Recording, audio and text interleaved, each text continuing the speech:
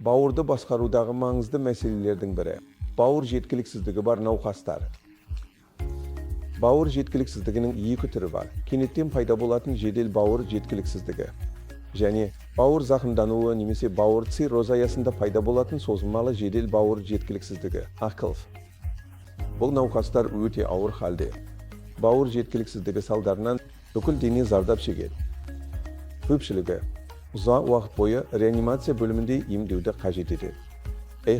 Аполлода бізде бұл басқаруда көмектесетін басқа мамандардың үлкен қолдауы бар.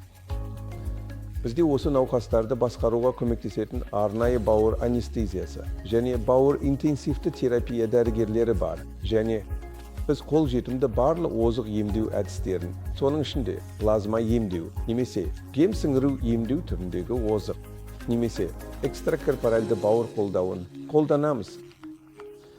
Бұл кейде бауыр диализі деп те аталады. Дегенмен бұл қатаң түрде диализ емес. Олардың кейбіреулерін біз бауыр трансплантациясына дейін жеткізіп, бұл ақырында науқасты құтқарады.